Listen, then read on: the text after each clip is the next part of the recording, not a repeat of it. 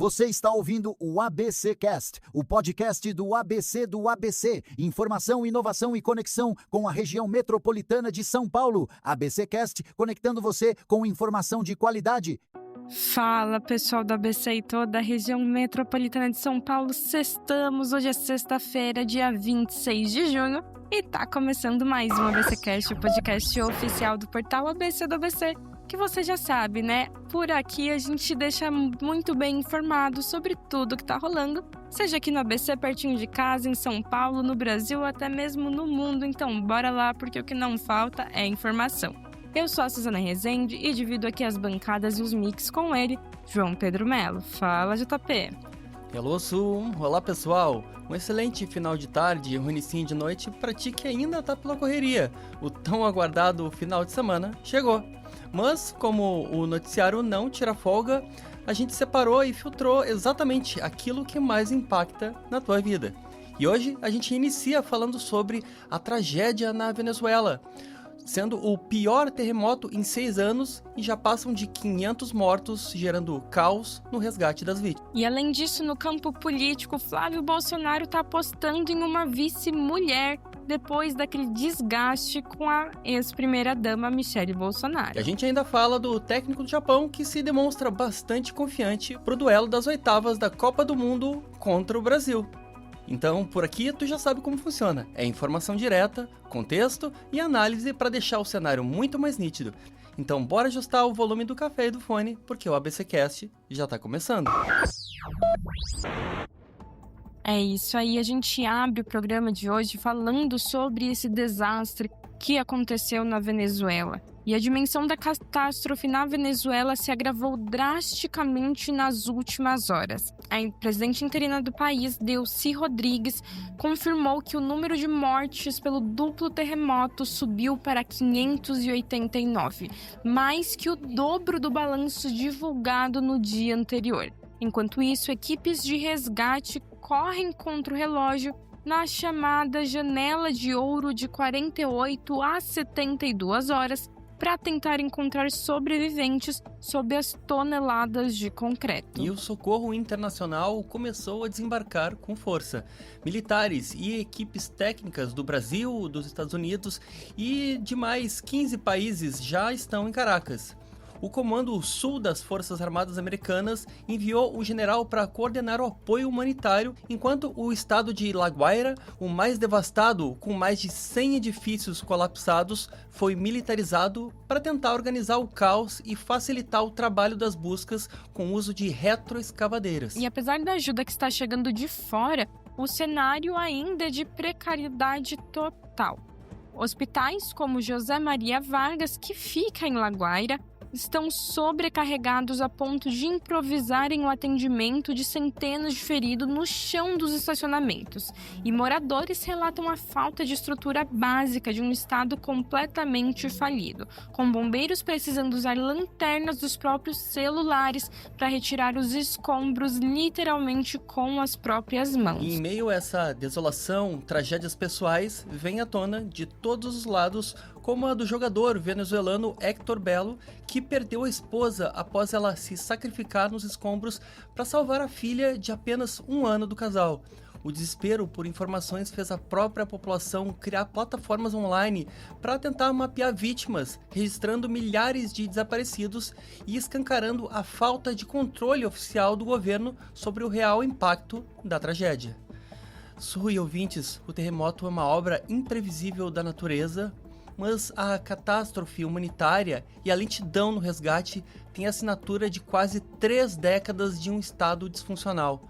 A tragédia venezuelana escancara a herança do chavismo, uma nação sem nenhuma infraestrutura mínima, onde falta tudo, de remédio a maquinário pesado.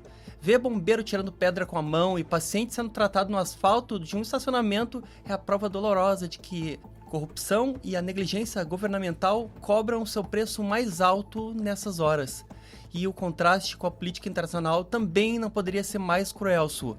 Pouco antes da tragédia, a gente ouviu o presidente americano Donald Trump descrevendo a Venezuela como o que ele chamou de, abre aspas, um país feliz. em um comício, lembrando que pós-tomada do país pelo governo americano. Pois é, JP, isso levanta também outros debates, né? A gente está vendo que a Venezuela está precisando de ajudas externas, né? E não só de suprimentos que a gente vem falando aqui, mas também de equipamentos. Os bombeiros estão tendo que usar as lanternas dos próprios celulares. E fica aí a dúvida, né? O Trump foi até lá, acabou pegando o Maduro, né? Com todo esse discurso que você bem citou. E agora ele também está ajudando nesse momento de desastre. Porque até como a gente citou ontem, é um momento de deixar as diferenças políticas de lado e realmente pensar na humanidade, na ajuda humanitária que esse país está precisando. São mais de 500 mortos, ainda tem centenas de pessoas desaparecidas. As pessoas estão correndo porque precisam de informação, precisam daquele pingo de esperança. E a gente tem pouco tempo.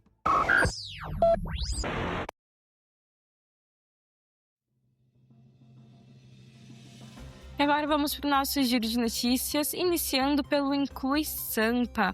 Olha só, atenção moradores da Zona Oeste da capital paulista.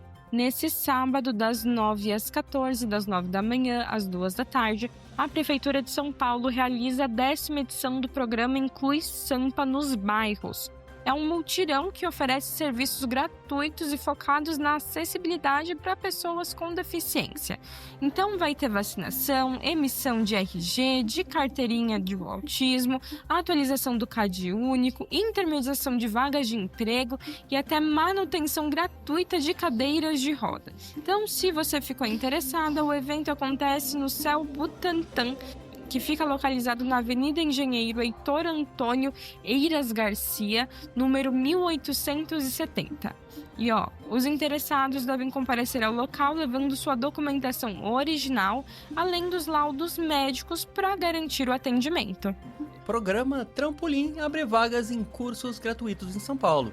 E para quem busca dar um salto na carreira em todo o estado de São Paulo, o programa Trampolim abriu mais de 1.600 vagas em cursos profissionalizantes totalmente gratuitos.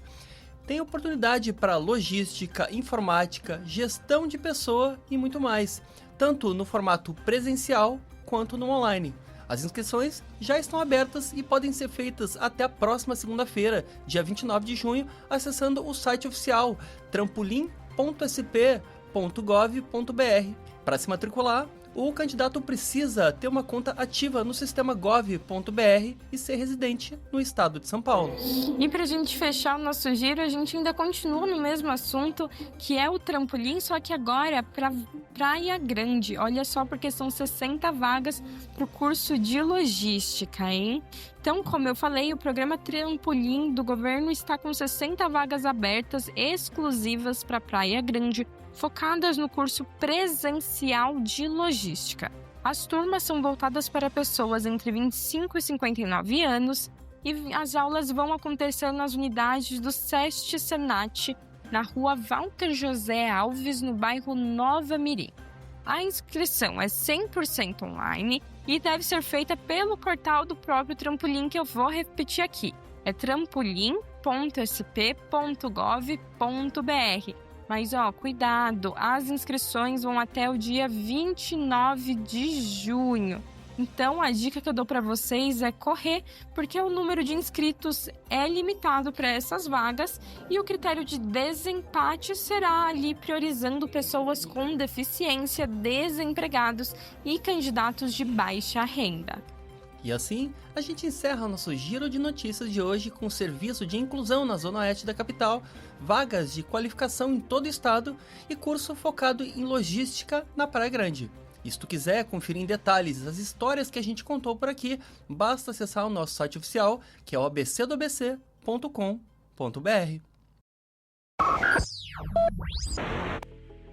É isso aí, como é sexta-feira, nem só de Copa o brasileiro vive, a gente vai te trazer aqui uma programação cultural recheadíssima. E é uma programação que vai falar aqui dos teatros do Grande ABC, que eu particularmente amo. Então quem vai trazer mais detalhes é a nossa repórter Daniela Ferreira. É com você, Dani.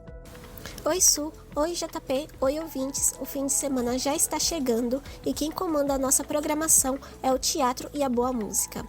Os palcos da região receberam uma seleção incrível de eventos e a agenda cultural da ABC do ABC trouxe 3 paradas obrigatórias para você curtir de perto. A nossa jornada começa neste sábado em Santo André. O icônico Cine Teatro Carlos Gomes abre as portas às 2 da tarde para um concerto sinfônico imperdível da banda Sermã. Os músicos prepararam um repertório especial com o clássico dos Beatles, trilhas sonoras famosas do cinema e muita MPB. A entrada é livre e basta levar 2 kg de alimentos não perecíveis para ajudar quem precisa. Ainda no sábado, o roteiro segue para o coração de Diadema. O Teatro Clara Nunes vira cenário de pura magia a partir das 4 da tarde com as estrelas do musical Aladim e a Lâmpada Mágica. É uma superprodução gratuita e com classificação livre, perfeita para animar a garotada. A distribuição dos ingressos começa na bilheteria 1 hora antes, então vale a pena se programar e chegar às 3 horas da tarde. Para fechar o circuito com chave de ouro, a gente desce em São Caetano, no Teatro Paulo Machado de Carvalho. Às 8 da noite, as cortinas abrem para um tributo grandioso que celebra o legado de Whitney Houston. O espetáculo traz banda ao vivo, bailarinos e uma potência vocal absurda para cantar juntos os grandes sucessos dos anos 80 e dos anos 90. Os ingressos variam de R$ 60 a R$ 160. 3 rolês bem estruturados, seguros e com o melhor da arte bem de perto pra gente. Dani, que roteiro espetacular. De Beatles a Whitney Houston, passando pela magia do teatro infantil. Opção boa não vai faltar para oxigenar a cabeça nesse final de semana. Então, valeu pelas dicas e até semana que vem.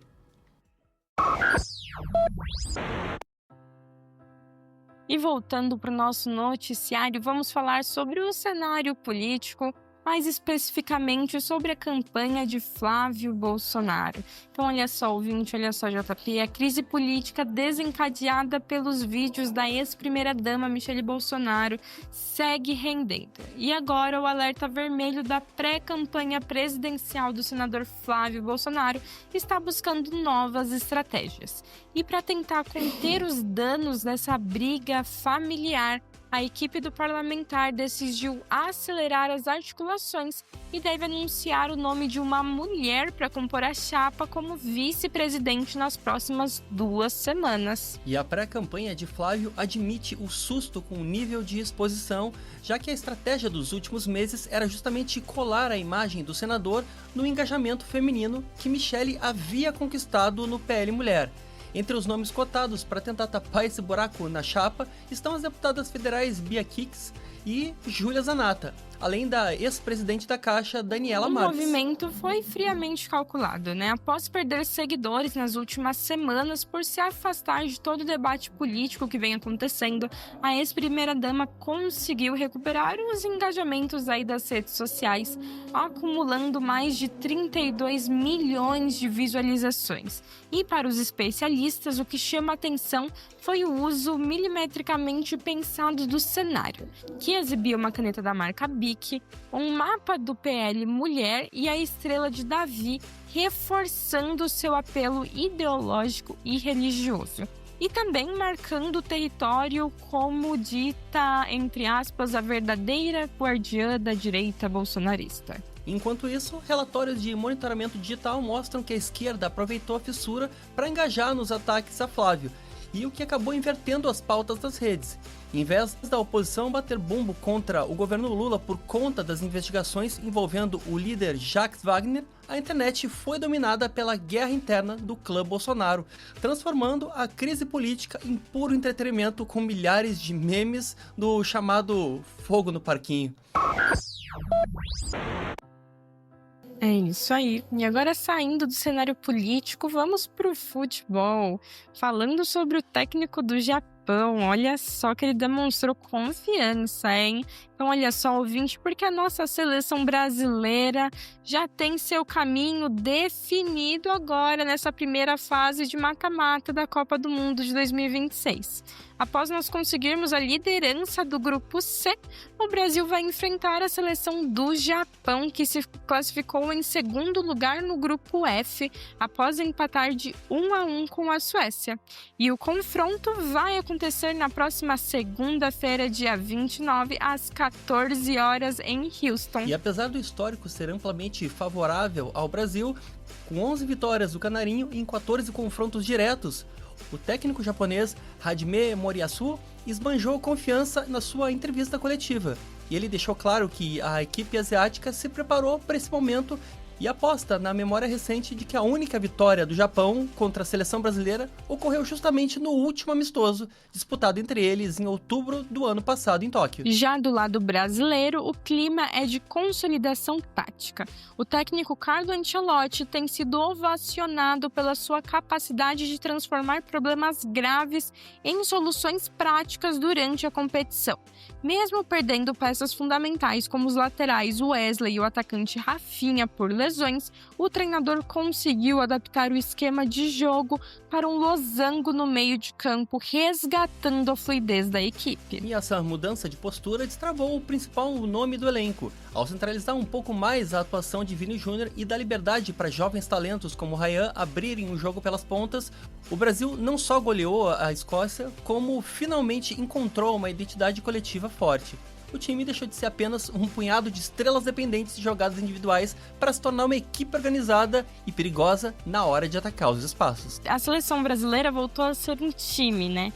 A nossa amarelinha, a nossa camisa tem que ser isso, tem que ser essa fluidez. Não pode ficar dependendo de só uma única pessoa. A gente tem ali o Neymar, que é o grande nome, né? Que estava lesionado até pouco tempo, mas o time não pode depender dele para fazer um bom jogo. E a gente está vendo aí outros grandes nomes surgindo. Então a gente tem o Vini Júnior, a gente tem o Ryan, a gente tem o Matheus Cunha, que inclusive foi uma das pessoas que fez gol nos últimos jogos. A gente ainda está insistindo pro Ancelotti colocar o Endrick, e eu tenho fé que um dia vai, e principalmente colocar o Endrick para jogar mais tempo do que ele tem jogado, né? Mas a gente precisa exatamente disso, de se unir e ser realmente um time, da gente olhar e falar, esse é o Brasil. Não é o Brasil do Neymar, não é o Brasil do Vini Júnior, é o Brasil. E a gente vai conseguir o Hexa dessa forma, fazendo ajustes aqui, outros ali. O mata-mata não tem margem para erro, então a gente ou ganha, mas rumo ao Hexa.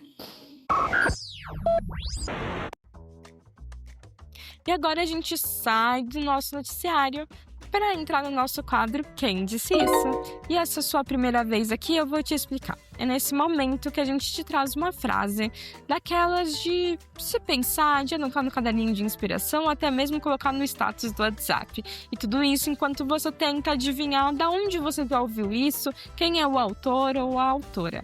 Então, JP, conta pra gente qual que é a frase de hoje. É isso. E a frase de hoje é de alguém que entende muito bem de briga e confusão, mas que resolveu fazer um diagnóstico super preciso sobre a nossa atualidade. Então, ouve só. Eu tô achando a internet tão violenta. A gente percebe pela própria política uma relação de amor e ódio. Eu gosto é de paz. Repetindo. Eu tô achando a internet tão violenta. A gente percebe pela própria política uma relação de amor e ódio. Eu gosto é de paz. E é isso. Tem como adivinhar quem é o dono ou a dona da pérola de hoje?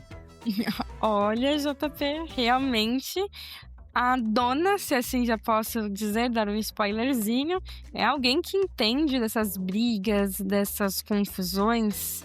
E é alguém que, inclusive, no programa passado, não citei ela diretamente, mas citei quem ela apresenta por causa aí da briga familiar dos Bolsonaros.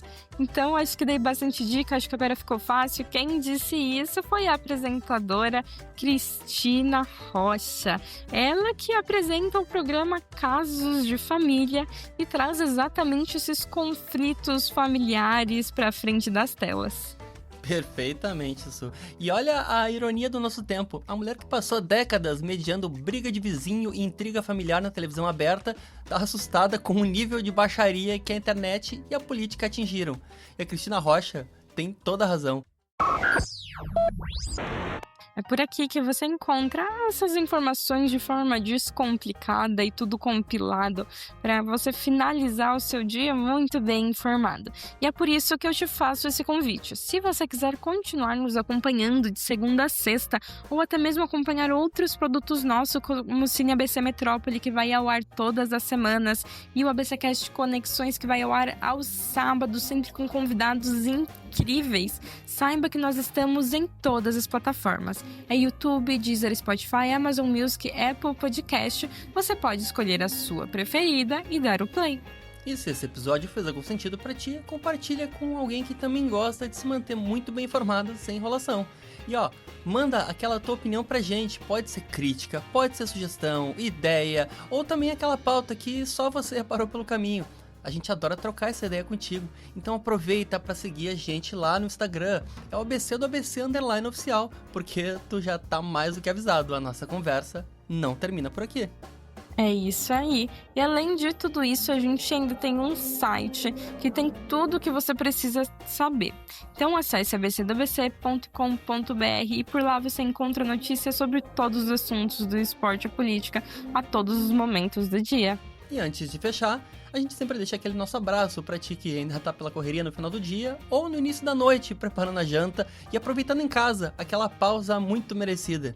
Pra gente é uma honra ter a companhia da audiência de vocês desse lado do fone. Na segunda-feira, a gente tá de volta com toda a repercussão do jogão entre Brasil e Japão, mais notícia, contexto e café passado. E claro, dentro daquele mesmo compromisso de sempre, seguimos juntos com firmeza e muita leveza. Então tchau, tchau e até a próxima. Tchau, tchau. Esse podcast é uma produção do portal ABC do ABC. Apresentação: Suzana Rezende e João Pedro Melo. Edição: Rodrigo Rodrigues. Roteiro: João Pedro Melo. Direção de conteúdo: Tiago Quirino.